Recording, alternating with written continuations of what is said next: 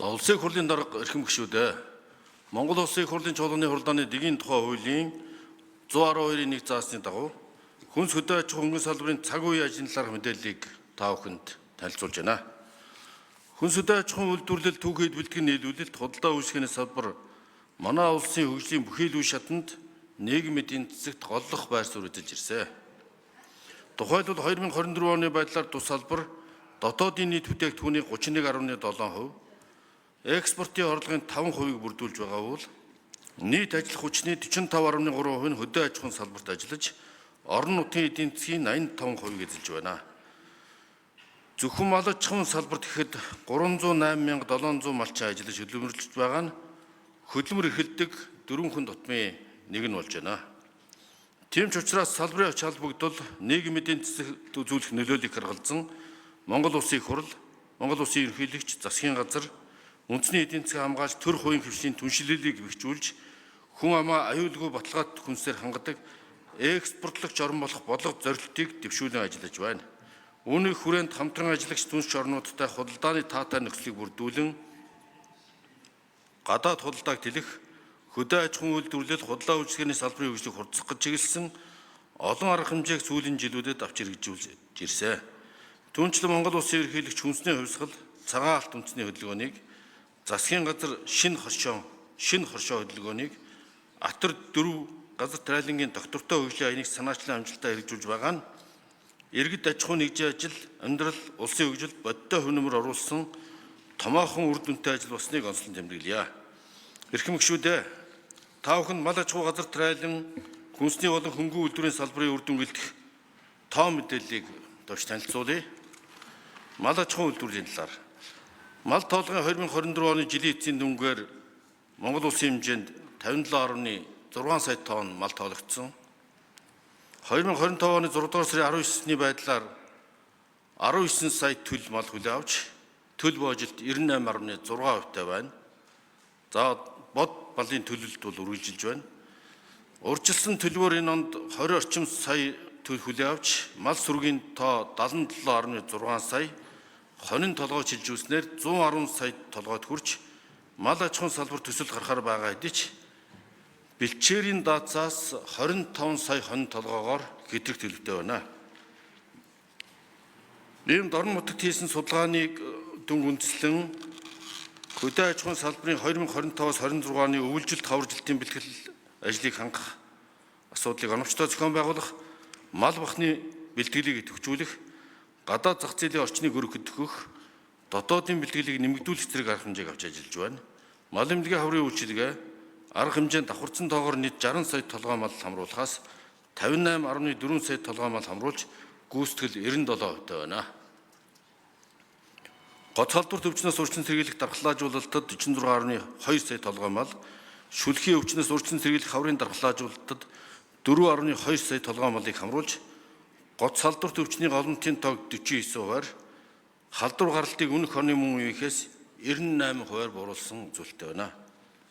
Дэлхийн мал амтны эрүүл мэндийн байгууллагын 92 дахь удаагийн ерхий чуулганы үеэр Монгол улсын шүлхийн өвчнөд тэмцэх үндэсний хөтөлбөрийг баталгаажуулсан бол Дэлхийн банкны санхүүжилтээр шугам эсийн технологи нэвтрүүлэх төслийг амжилттай хэрэгжүүлэн вакцины дотоодын үйлдвэрлэлийг нэмэгдүүлэх боломжтой боллоо. Газар тариалангийн үйлдвэрлэлийн талаар энэ оны хаврын тариалалтыг нийт 650.1 мянган гаат хийхээр төлөвлөснөөс 6 дугаар сарын 19-ний байдлаар улсын хэмжээнд 479.5 мянган гаат тариалалт хийж 74% гүйцэтгэлтэй байна. Урьдчилсан байдлаар 300.1 мянган гаат үр тариа, үүнээс 264.8 мянган гаат улаан буудаа, 12.1 мянган гаат төмс, 9.2 мянган гаат хүнсний ногоо, 32.2 мянган гаат малын дижэл, 126.3 мянган гаат тосны ургамал, нийтдээ 479.5 мянган гаат тариалалт хийгдэж байна. Үр тариа төмсний тариалалт дууссан, малын дижэл хүнсний ногооны тариалалт хийгдэж байна. 2024 оны намрын ургацаас 40.5 мянган тонн хүнсний улаан буудаа хүлээн авч нийт 70.7 мянган тонн стратегийн нөөцийн хүнсний улаан буудаа, 9 сортын 5.5 мянган тонн үрийн буудаа буудаан нөөцийг тус бүрдүүллээ.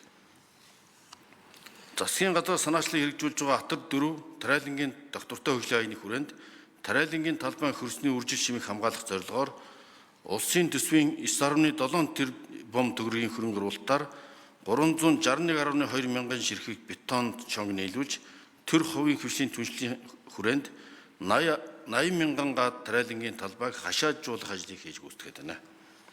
Мөн хөргөлтөд агуулгын хүчин чадлыг нэмэгдүүлэх зорилгоор 13.5 тэрбум төгрөгийн санхүүжилтээр 200-аас 500 тонн багтаамжтай төмс хүнсний ногооны зойрны барилга, 1.1 тэрбум төгрөгийн санхүүжилтээр 10 га талбай жимс жимсгний суулгац үржүүлгийн газрыг тус байгуулж байна. Газар тариалангийн техник тоног төхөөрөмжүүр бордоог дамжуулан борлуулах үйлчлэгийг нэвтрүүлэн төр хувийн хөвчлийн хамтын ажиллагааг идэвхжүүлснээр дотоодын бизнес эрхлэгчид болон дилер компаниудын үйл ажиллагааг эрчимжиж энэ оны эхний хагас жилийн байдлаар 5.6 тэрбум төгрөгийн техник тоног төхөөрөмж, 9.7 тэрбум төгрөгийн бордоо, 1.3 тэрбум төгрөгийн ургамал хамгааллын бодисыг тариаланчид фермерүүдэд нийлүүллээ. Таримтлын сэлгээ болон малын өндөр уурах тэжээлийн нөөцийг нэмэгдүүлэх зорилгоор 1600 тонн 9 төрлийн тэжээлийн таримлын үрийн нөөцийг бүрдүүлж дамжуулан зээлдүүлэх үйлчлэгээр олгож байна. Хүнсний үйлдвэрлэлийн талаар хүнсний боловсруулах үйлдвэрийн салбарын борлуулалтын орлого 2024 онд 10.9 их найт төгрөгт хүрч өмнөх онтой харьцуулахад 725%-аар өссөн бөгөөд дотоодын нийт бүтээгдэхүүний 2.8%-ийг эзэлж байна.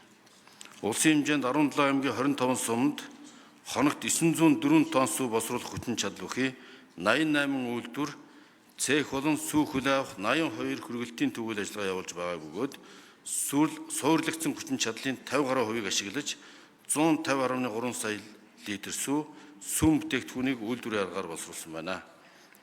Мөн түүнчлэн 940 мянган тонн үр тариа тэрэмдэх суурлагдсан хүчин чадал бүхий 58 гурван үйлдвэр цех байгаагаас 9 тогтмол үйл ажиллагаа явуулж нийт хүчин чадлын 30%-ийг ашиглаж байна. 2024 онд 148.4 мянган тонн гурил үйлдвэрлэж, гурилын хэрэгцээнийхээ 59.1%-ийг дотоодын үйлдвэрлэлээс хангасан тоо үзүүлэлт гарлаа. Хүнсний хувьсгал үндэсний хөдөлгөөний хүрээнд гол нэр төрлийн 19 хүнсний бүтээгдэхүүнээр дотоодын хэрэгцээг бүрэн хангаж, махан бүтээгдэхүүний экспортын орлого 600 сая долларт хүрснийг та бүхэнд дуулгах таатай байна. Цаашид махан бүтээгдэхүүний нэр төрлийг нэмэгдүүлж, зах зээлийг дэлгэхэд онцгой анхаарч, эдийн засаг хууль эрх зүйн таатай орчныг бүрдүүлэхэд анхаарч чиглүүлж ажиллах болно. Хүнсний хувьсгал үндэсний хөдөлгөөний хүрээнд өнгөрсөн хугацаанд сүү боловсруулах 8, мал төхөөрөх мах боловсруулах 10, гурилан бүтээгдэхүүний 12, бусад нэр төрлийн 9, нийт 39 үйлдвэр шинээр байгуулагдсан. Мөн зойрны багтаамж 15%, өдрөмийн багтаамж 7%, тариалангийн талбай 13%, зуны болон үлийн хөлөмж 28%-аар тус нэмэгдэж, зарим нэр төрлийн хүнсний ногоогоор дотоодын хэрэгцээгээ бүрэн хангах түвшинд хүрээд байна. Хүнсний бүтээгдэхүүний нэр төрөл 32, ажлын байр 21, дундаж борлуулалтын орлого 31, дундаж цэвэр ашиг 32, үндсэн хөрөнгөд 55, эргэлтийн хөрөнгө 38, аж ахуйн нэгжийн орлогын албан татвар 46, нийгмийн даатгал 60%-аар тус өссөн үзүүлэлттэй байна. Нийслэлийн хүн амын хаврын улирлын хүнсний хэрэгцээнд зориулсан нийт 8.4 мянган тонн махыг нөөцлсөн бөгөөд 2025 оны 5 дугаар сарын 22-ны байдлаар 2.9 мянган тонн махыг борлуулж 5.4 мянган тонн махын үлдэгдэл нөөцтэй байна. Сүү боловсруулах чиглэлээр үйл ажиллагаа явуулдаг 14 аймгийн 31 үйлдвэр цехэд техникийн зохицуулалтын шаардлагад нийцсэн 18.9 сая литр сүүхий сүү нийлүүлсэн 9.9 мянган малчин фермерт 18.9 тэрбум төгрөгийн мөнгөн урамшууллыг олгосон байна. За хөнгөн үйлдвэрийн талаар бид хөнгөн хүнсний үйлдвэрийн салбарын үйлдвэр технологийн паркуудыг бүсчлэн байгуулахаар төлөвлөж ажиллаж байна. Тухайлбал Төвийн бүсийн Дархан уул аймагт Төвийн бүсийн хүнс хөнгөн үйлдвэрлэлийн технологийн парк, Баруун бүсийн Ховд аймагт шинэ Ховд аж үйлдвэрийн парк, нийслэлд Имэлт эко аж үйлдвэрийн парк, Говийн бүсийн Говь Сүмбэр аймагт мал аж ахуйн шинжилгээ ухааны технологийн үйлдвэрлэлийн эко парк, Зүүн бүсийн Дорнод аймагт зүүн бүсийн үйлдвэр технологийн парк байгуулах ажлыг эрчимжүүлж байна. Манай улс мал аж ахуйн салбараас жилд дунджаар 30 мянган тонн хоньны ноос, 8 мянган тонн ямааны ноолуур, 1,8 мянган тонн тэмээний ноос, 1,4 мянган тонн сарлагын хөвөр, нийт 40.2 мянган тонн ноос ноолуур бэлтгэх нөөцтэй юм. 2025 оны ноолуур бэлтгэлийн хүрээнд 4.6 мянган тонн түүхийн ноолуур буюу нийт ноолуурын нөөцийн 50% үндэсний үйлдвэрт бэлтгэх нийлүүллээ. Ноолуур бэлтгэхэд зориулсан 61 үйлдвэрт 312.9 тэрбум төгрөгийн эргэлтийн хөрөнгийн зээл олгосон бөгөөд засгийн газрын 2025 оны 46 дугаар тогтоолоор ямааны ноолуурын боловсруулалт, худалдаанд мөрдөх техникийн зохицуулалтын үүсгэх хугацааг 2025 оны 2 дугаар сарын 1-ний өдрөөс эхлэн хэрэгжүүлэхээр шийдвэрлсэн нь үр дүнгээ өгсөн гэж үзэж байна. Дэлхийн эдийн засгийн худалдааны тарифын нөхцөл байдал, зах зээл дэх ноолуурын үнийн бодит байдлыг харгалзан малчдын орлогыг бууруулахгүй байх, ноолуур бэлтгэлийн хугацаанд үндэсний үйлдвэрлэлт хэрэгцээтэй санхүүжилтийг шийдвэрлэх, зээл олголтыг цаг алдалгүй зохион байгуулах зорилгоор арилжааны 2 банкаар 14 тэрбум төгрөгийн векселийн гэрээ байгууллаа. Цаашид нэмэн үртэг шингэн боловсруулсан 2.5 мянган тонн самсан ноолуурыг экспортлж, 1.5 мянган тонн ноолуурыг дотоодын зах зээлд бүтээгдэхүүн үйлдвэрлэхэд ашиглахаар төлөвлөж байна. 2023-аас 24 онд үндэсний үйлдвэрт нийт 11.9 мянган тонн хонь тэмээний ноос бэлтгэж тусаасан 45.4 мянган малчин, мал бүхий этгээдэд нийт 13.5 тэрбум төгрөгийн мөнгө урамшууллыг 349.2 мянган ширхэг арьс шир үйлдвэрт нийлүүлсэн 8.1 мянган малчинд 2.9 тэрбум төгрөгийн мөнгө урамшууллыг тус олгосон байна. Мал аж ахуй үйлдвэрлэл эрхлэгчдийг уур амьсгалын өөрчлөлтийн сөрөг нөлөөллөөс хамгаалах, гэнэтийн гамшиг ослын үе эрсдлийг бууруулах, малчдын эрхийн амжиргааг дэмжих, орлогыг нэмэгдүүлэх, хүнсний аюулгүй байдал доктортой нийлүүлэлтийг бий болгох, орчуулагч үйлдвэрлэгчдийн түншлэлийг дэмжиж, жижиг дунд үйлдвэрлэлийг доктортой хөгжүүлэх чиглэлээр засгийн газраас шинэ хоршоо хөдөлгөөнийг санаачлан хэрэгжүүлж байна. Энэ хүрээнд мал аж ахуйн үйлдвэрлэлийн 9.6 мянган хоршоо шинээр байгуулагдаж, 95.1 мянган малчин хоршооны гишүүнээр илсэн нийт малчдын 30.8%-ийг эзэлж байна. Улсын хэмжээнд 6.8 мянган хоршооны 23.6 мянган малчинд 798.9 тэрбум төгрөгийн хөрөнгө оруулалтын хөнгөлөлтөө зээлийг олгож 300 тэрбум төгрөгийн зээлд батлан даалт гаргасан байна.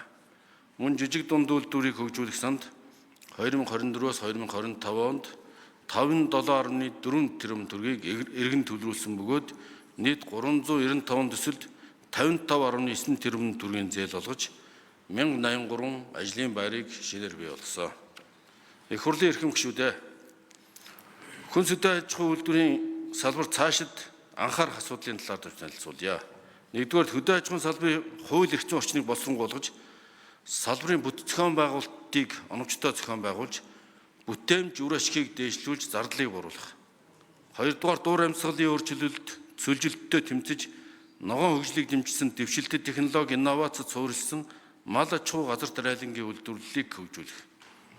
Гуравт, бүсчилсэн хөгжлийг дэмжсэн мал аж ахуй газар тариалангийн кластер зохицолборуудыг байгуулж, тээвэр логистикийн оновчтой сүлжээг бий болгох. Дөрөв, малчдын хоршоо жижиг дунд үйлдвэрлэл эрхлэгчдийг дэмжих, дундын хоршоог бүсчлэн зохион байгуулах, тэдэнд хөрөнгө санхүүгийн дэмжлэг үзүүлэх. Тавдугаар, салбарын хүний нөөцийн чадхыг нэмэгдүүлэх, мал зүйч, малын эмч, агрономч, бэлчээр тэжээлийн мэрэгчлэлтэн, мал амтны гаралтай түүхийд бүтээгдэхүүн судлаач мэрэгчлэлтнүүдийг бодлогоор бэлтгэж, орон нутагт ажиллах боломжоор хангах, хүний нөөцийн нийгмийн баталгааг салбарын хууль тогтоомжид нийцүүлэх зэрэг асуудлууд байна. Хүн сэдвийн аж ахуйн үйлдвэрийн салбарын үйл ажиллагаа бүхэлдээ хүнсний хангамж аюулгүй байдлыг бүрдүүлэх, чанар стандартын шаардлагыг хангасан хүнсний бүтээгдэхүүнээр хүн амыг жигд, доктортой хүртээмжтэй хангахад чиглэх учиртай. Өвний зэрэгцээ ард түмний уламжлалт өв соёлыг хадгалсан бэлчээрийн мал аж ахуй, нүүдлийн соёл иргэншил, түүнийг дагсан бит болон бит бус соёлын өв, мал малгааны уламжлалт мэдлэгийг түгээн дэлгэрүүлэх, генетик нөөцийг доктортой ашиглах, хадгалж хамгаалах асуудалд ч онцгой анхаарах нь зүйтэй байна. Мөн түүнчлэн уур амьсгалын өөрчлөл, төр дундаа цөлжилт, хөрсний дороотол, ган зуудын давтамж зэрэг нь хөдөө аж ахуйн салбарын үйлдвэрлэл, бүтээмж, улсын нийгмийн эдийн засагт зөргөөр нөлөөлж байгаа тул засгийн газраас үндэсний сөрөн дэвсгэрлэх чадварыг нэмэгдүүлэн хөгжлийн бодлогоо оновчтой тодорхойлж, төрөх хувийн хвшлийн хамтын ажиллагааг сайжруулахад анхаарч ажиллах болно. Анхаарал хандуулсан та бүхэнд баярлалаа. Хүнс хөдөө аж ахуйн хөнгөн үйлдвэрийн салбарыг хөгжүүлэхэд бодлогын бодиттой тодорхой дэмжлэг үзүүлж идэвхтэй хамтран ажиллаж ирсэн улсын их хурлын гишүүддээ энэ ташрамд талархал илэрхийлье.